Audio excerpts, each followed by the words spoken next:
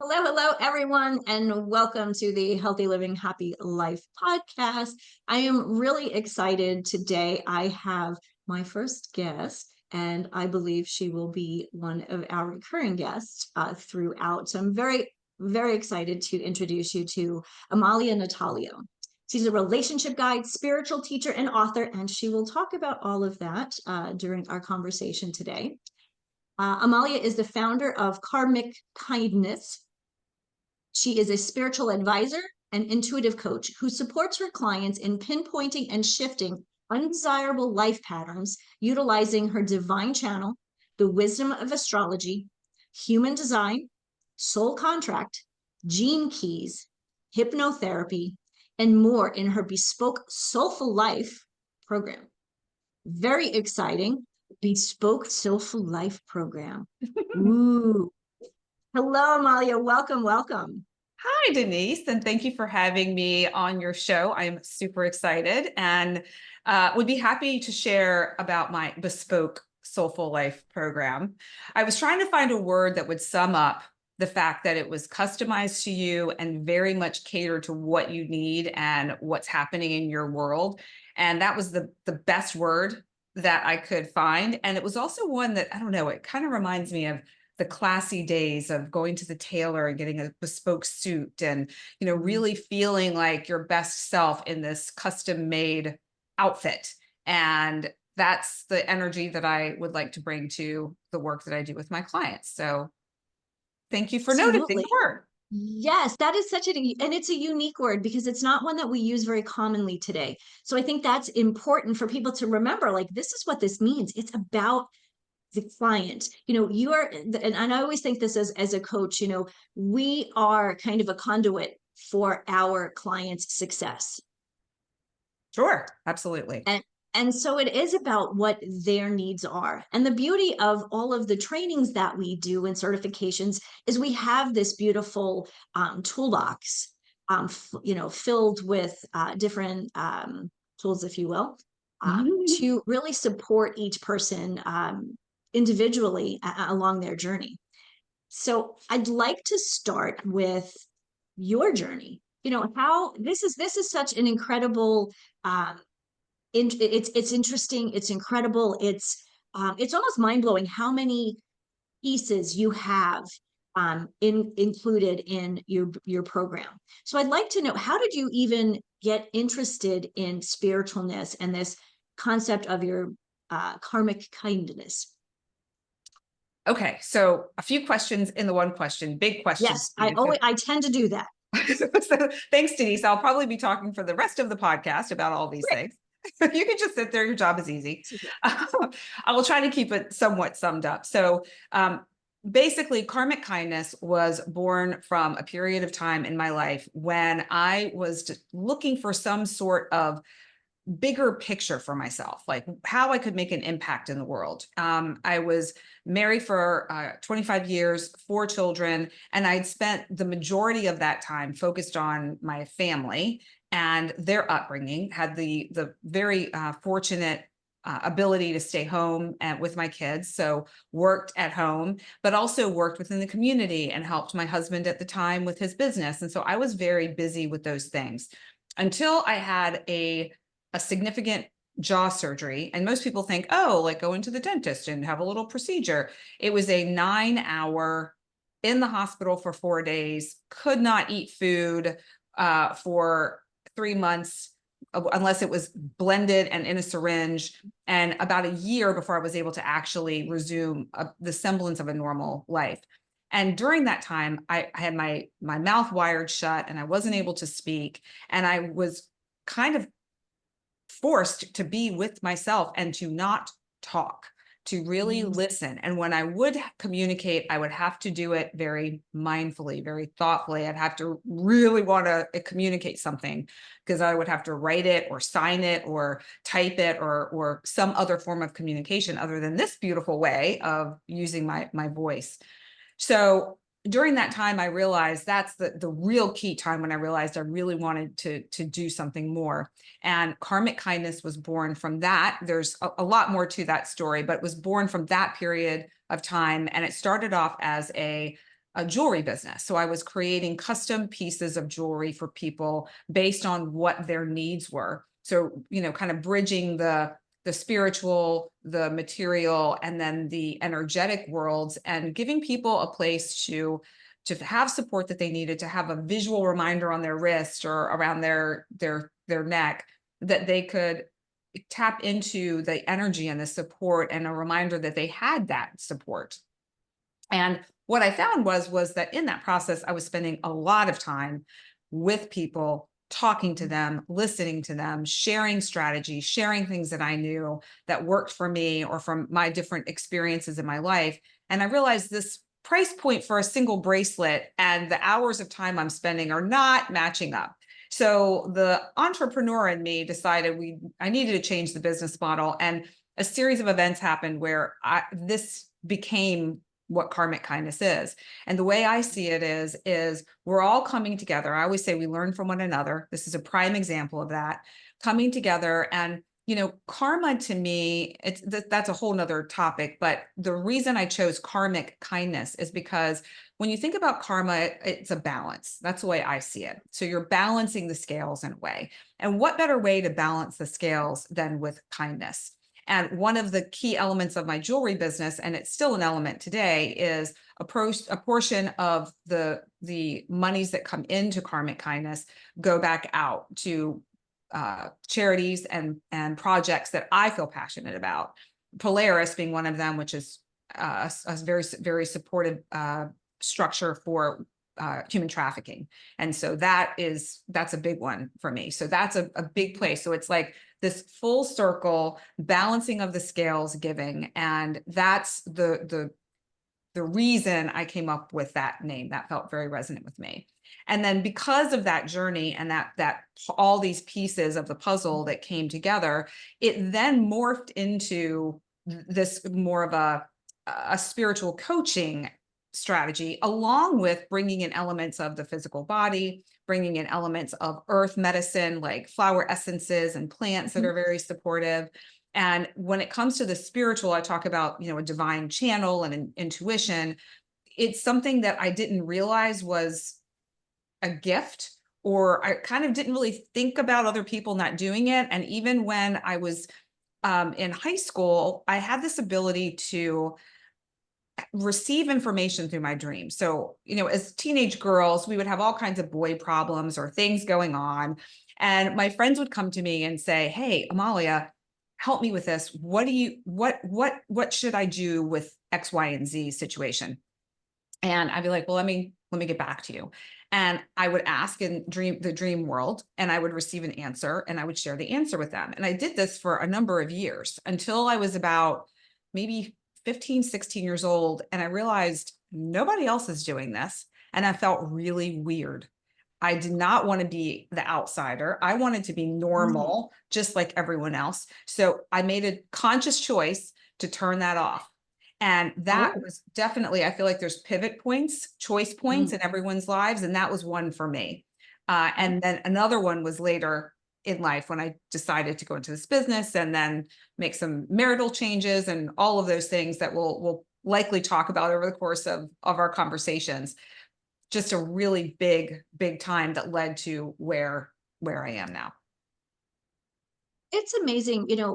Life really is about the journey, and we're all on our own path.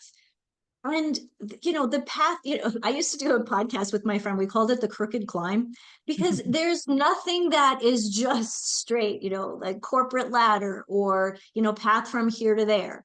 Um, and I always think it's amazing when people can look back and really know where their journey started, and kind of all of the twists and turns, because that's how we got to where we are today. And there's obviously so much more that we'll uncover. But I think it's really important to remind people that everybody's in a different place. We're different souls on this planet, and that's okay. And you, when you use the word normal, I thought that was funny, because everybody wants to be normal, but we're all different. So what's normal? And at 15, I couldn't have said I couldn't have made that distinction, but I can at 53, I can make that distinction because, I've gone through life going, oh yeah, what is normal? Because we're all different. So I love it. I love it. I love it. So what was that? So I love the fact that you actually started this with jewelry because that connects, all of the physical and the earth and the spiritual with the body and how it connects. And I guess my question is, how did you know that it all connected? Or was it just something that just made sense to you? I didn't I didn't consciously know it all connected. It was a series of different things. So as a child, I was always fascinated with rocks and stones and crystals. I thought they were just so neat. And we would go to museums, and anytime we would go to any science or natural kind of history museum, there's one in DC, and they have this whole big wing of rocks and stones and I would spend the entire time there. I just thought it was just the best. So I already had an affinity for that world, this crystalline Mhm, world, which is really the foundation of what most of our life experience is built on, energetically speaking. mhm. Um, and what happened was, time that I had surgery, I went to learn more about meditation because I really wanted to support my healing journey. I was familiar with it, but didn't really know how to do it or really much about it. So I found a Sure. woman who taught me privately because I had had surgery and I looked wretched, and it was really not something that I wanted to do in a public situation. But she and I had a Sure. couple of sessions before my surgery, and then we had a few after. And I had a couple of really awesome friends who didn't mind looking at me in my ogre-esque kind of form, and Oh, she and I talked about this, and she was saying how she took this course in the energy of rocks and stones. And I was like, hmm, that's interesting. And then I had also heard somewhere along the line, go back into your childhood. What things lit you up? What were you passionate about? What did you love? And that's when I had put the two pieces together and thought, mhm. how could I merge these two to create a business and create an impact in the world? And that's when I did research to find out that each rock, crystal, stone that's on this planet has an energy, a specific energy. It has a message. There's a frequency. It's connected to different planets, to different chakras, to even to different ways of perceiving the world around us. And so that led me on a journey of discovery of finding the proper stones for people depending on what was going on in their life. And there were typically themes that I saw over and over again. One was anxiety, the other was grief, the other was wanting to feel more energy or more joy. So those were Mhm. the kind of the basics. Then there were a few one-offs, somebody wanting to get pregnant, another person who was trying to lose weight, different things like that, where obviously they needed outside physical intervention beyond crystals, but that was a really supportive place for them to begin. So literally researching ad nauseum, buying a ton of books, getting books from the library, uh, looking into all sorts of free things online that I could learn and really just soak in the information. And I really really loved it, and it sparked so much in me, and it was playful and it was fun and it made people happy. So it was such a beautiful marriage of the wisdom, the beauty, and the healing in a Mhm. little bracelet. But the interesting piece is the bracelet was almost like the final product of the conversation and the coaching, even though you probably didn't realize at the time that that's kind of what you were doing. So the conversations and the coaching, that was that culminated to that beautiful piece whichever stone you chose for the reason, whatever the right reason was. That I think is really where I see how things started to move forward because you were coaching without even knowing you were coaching. And so it was, and to me, it sounds like a very natural transition. It definitely was. And I love Mhm. how you pulled all that together and just, what is the word I'm looking for? Just reflected back to me how the bracelet was a physical representation of the conversation and the energy exchanged. And, one other footnote I want to add to that is because the bracelets were carrying a specific energy. I would clear them. I would put my own blessing into it for each person. I gave them instructions on how to keep it clear, how to utilize it, different ways to charge it. And the other really key element for me in that world was making sure that all of the stones and the elements were ethically sourced. So I don't know if people recognize or know that the majority of quarries and places where jewelry components are created are in countries where they do not have child labor laws and they do not pay a fair wage, and or working conditions are abhorrent. So I went into another research deep dive on finding suppliers that had ethically sourced their Mhm. products. And let me tell you, it was not an easy thing to do. And I it can is imagine. definitely not as cheap. So I would go to shows and I would have my bracelets for anywhere from $35 to $60, where somebody else who bought them off of the internet from China could sell Mhm. it wasn't exactly the same, but a similar bracelet to what I was Mhm. selling for $10. And so people would come to me and be like, well, why are yours so expensive? And I would share with them, and some people would really love that, and other people would be like, well, I'm just going to get the $10 one. They didn't really care. It was about the look of it, not the Mhm. energy of it, Yeah, where they didn't quite get it. they didn't. And Yeah. that's okay too, but that was not what was important to me, because Mhm. what they were wearing needed, to me, in my opinion, needed to be clean and clear. It needed to not have the energy of someone's harm in it. It needed to come from a really beautiful foundation before giving it to someone to support them in a time when they are looking for support. I completely see how that works. And of course, when when you're doing a business, you want to do good for others. And what a great way to make sure you're supporting companies that are, doing, ethically sourcing the stones. I think that's so important because you're right. I'm really lucky that I get to travel a lot with my husband, and sometimes going to different countries is a great reminder, that we do need to pay attention. Things that happen here in the US, like we have so much more protection. And when we travel, it breaks my heart that those protections aren't there for children, for young women. Um, and that's a whole different conversation, I know. But I think it's so important and from the very beginning when you started your business, that was such a big part of it. Yes. Yeah. And Very big again, time. the karmic kindness, I mean, Yes. it totally goes together. I love it.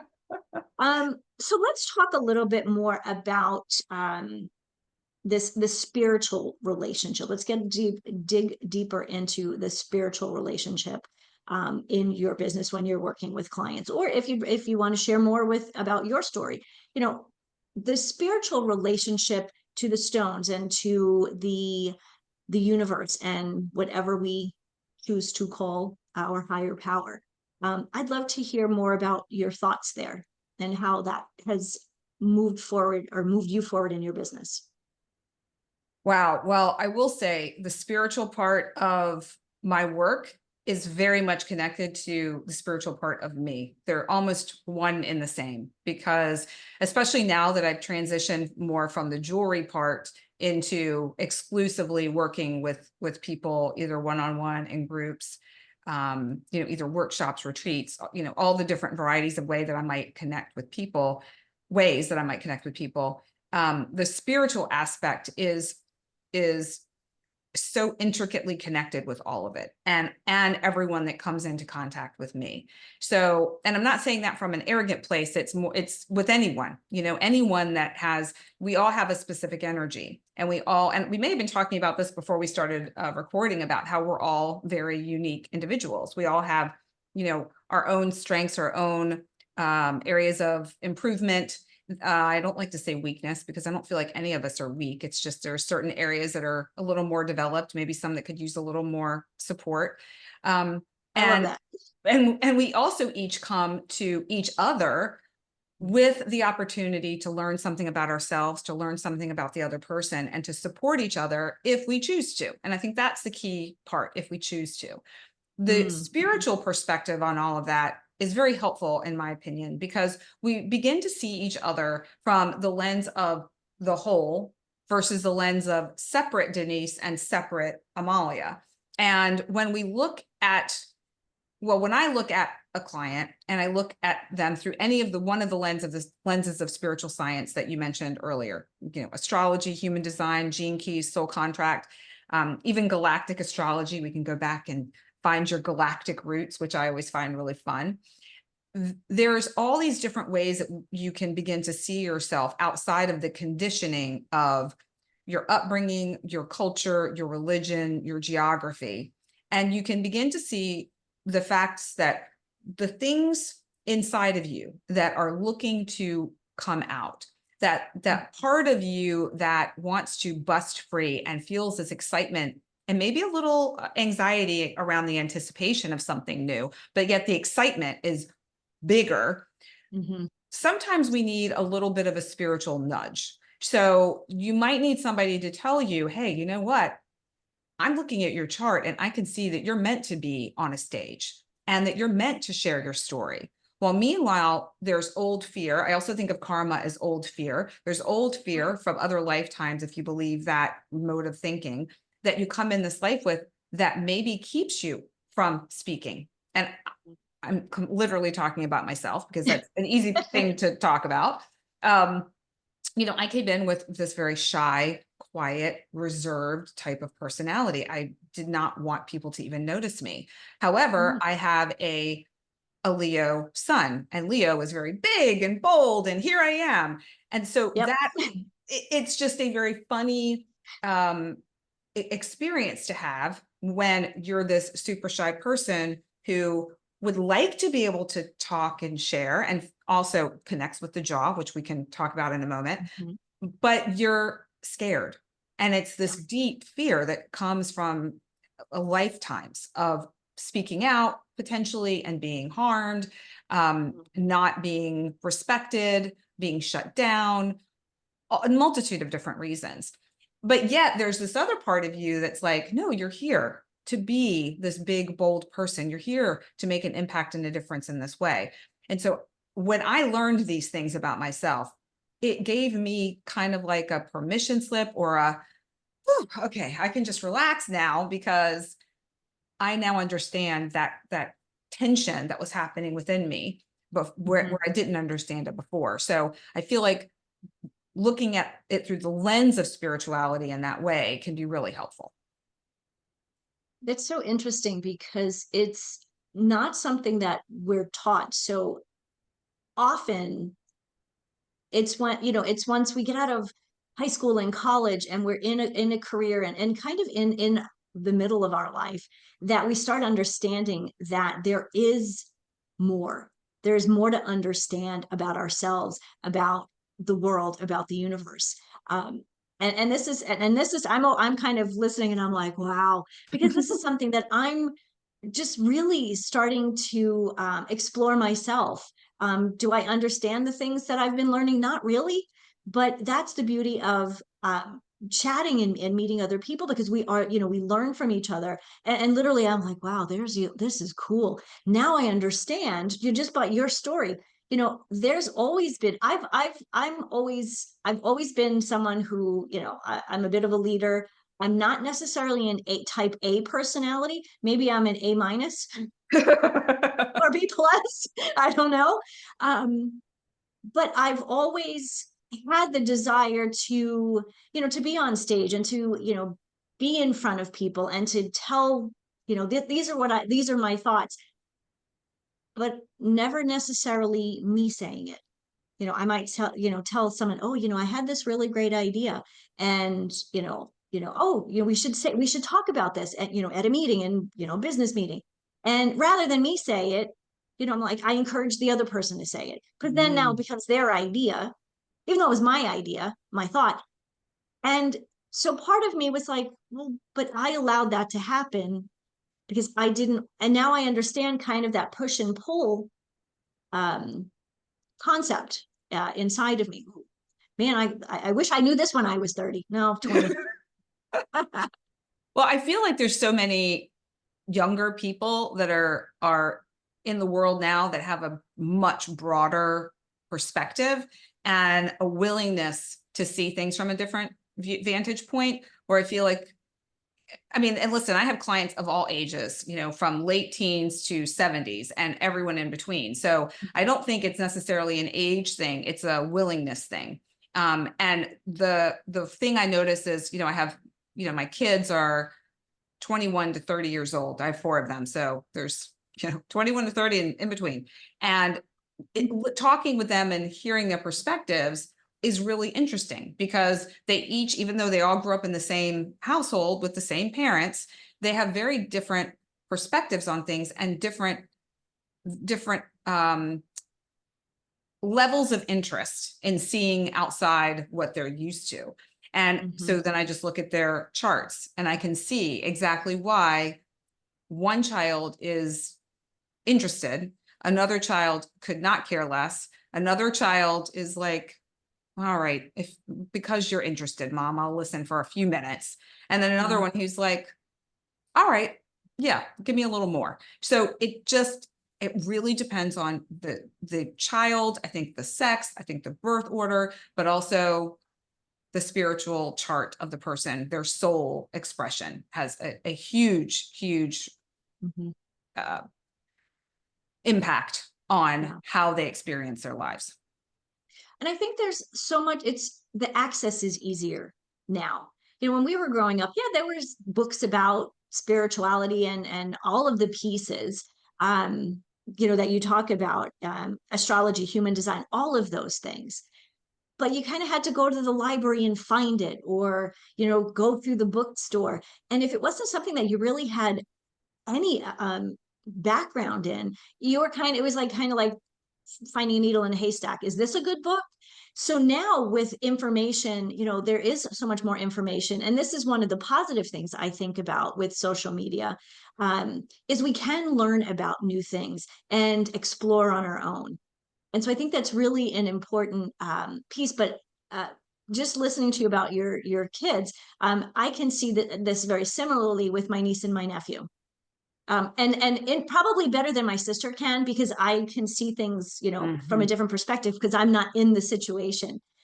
But two very different children, right? They're 21 and 26. Um, Same parents, same house, but yes, they're the way they think, the way they act. I mean, just their mindset about life and the way they perceive things. Very interesting. And the 21-year-old, she would definitely, she's going to listen to this and she's be like, oh, I need to talk to Amalia. It is really fun. It is really fun to learn more about yourself through the lens of these sciences because it like I mentioned before, it almost gives you permission to be fully yourself. You are able to anchor in those parts of yourself that you were like, is that normal? Is that weird? Is that really what I feel, think, believe? I'm not really sure. Or you will say something to a family member, for instance, and then they just shut you down immediately because that's just not how it's done, or that's not what the family has raised you to believe. And I feel like that's such a disservice to these younger people coming into the world, and even those of us in our, you know, middle of our lives with parents who still have their opinions and judgments that they attempt to place on us, oftentimes falling flat, but still it's there. You Mhm. know, I think it's really important for all of us to really be able to understand ourselves, but also run through our own meter of truth the people that we're listening to, because not everyone is going to be giving you information that is truthful or Mhm. that is based on their it could be based on something they heard versus their own experience, and there's so much out there, it's hard to wade through it. So Mhm. I would just recommend for people, if they do decide to go into a little more exploration, kind of check in with yourself and see, does this path or this person feel good before embarking on this journey? Because there's a lot of uh, people that may go outside of their integrity and say, "Oh, we need this from you or that from you," and just be aware. No, not fearful, just aware. I think that's important because I know I had a situation at one point where I was talking to someone, and the conversation was going in one direction, and all of a sudden it was kind of like a, needle across the record. And she's like, okay, well, but now you have to buy this and that in order for us to work together. And I was like, well, wait a minute, I'm not sure what you do yet completely. And Right. so it was more about the sale of whatever it was rather than the education and the learning of what I actually needed. So I think that's a very good point. Yeah. Um, we have a few more minutes in this segment. So I just wanted to ask, where would you recommend someone to start? So we've talked about this a little bit, but how does somebody start? Like, okay, Amalia, this is really cool. I'm interested in learning more about astrology. How does one do that? Like, I'd Well, love to learn more about, my sign, and not just so like what I can see in the newspaper on Sundays. so I would say, listen, if you're curious, searching online and just getting absorbed in whatever content, whatever it is. I'd like to learn more about my Leo sun sign and see what comes up and just see what sparks your interest.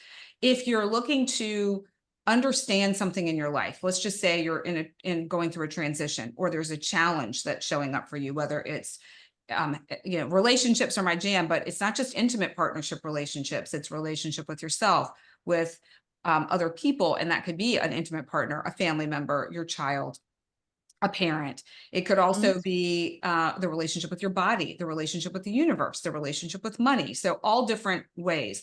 And the way I see it is that there's all these beautiful places to pull information from. Why be limited to just one?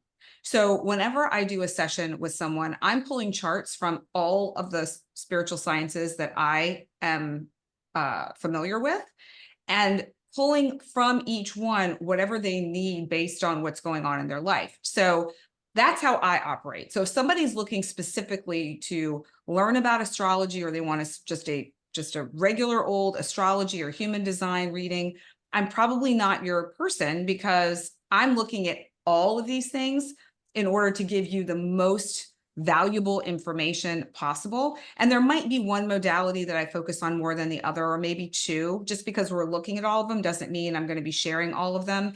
And then in that process, I also feel like learning through experience and learning from your own engagement with astrology or with the gene keys is the best way to learn it. I mean, I can sit here and fire hose someone with every detail about their charts, but what are they taking away from that?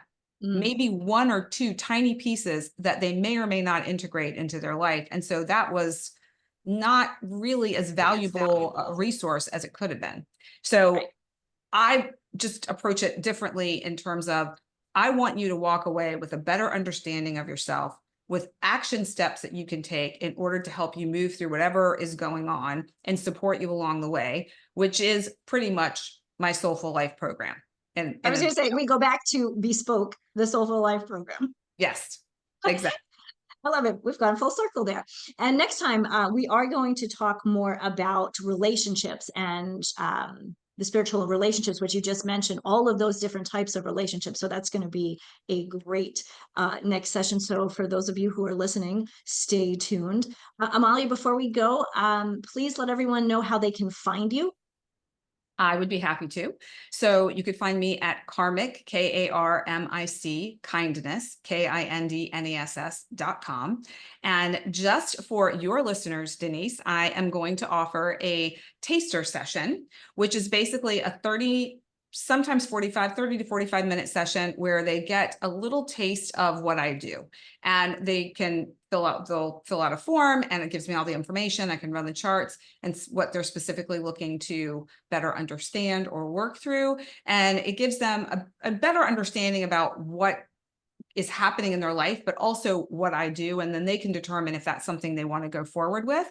Because I don't do singular readings typically, and I don't do one-off sessions. It's the program, but this is a special thing that I'm doing for a limited time for your listeners. So if you're interested, you can go to karmickindness.com and you'll see the information. And I think maybe you'll have a link in the description too, Denise. There will, absolutely. All this information will be in the show notes. So if you didn't catch it, everyone, check out the show notes and get all of the information, how to get in touch with Amalia and how to get that tester session. I know I'm on board. Yeah. Well, Amalia, thank you for this section. I am so excited. This was great information. I'm really looking forward to our next conversation. And to listeners, thank you for being here. And if you have any thoughts, questions, comments, please make sure that one, you give us a 5-star review in that Instagram or on, well, not Instagram, on podcast, wherever you listen to your podcasts, and ask questions. Let me know what you want to hear about, and we will make sure that we get the right guest, or sometimes it's me, but often the right guest to answer your questions. So thank you again, everyone. Before I head out, my last thought to you, as always, healthy living, happy life. I'll see you next time.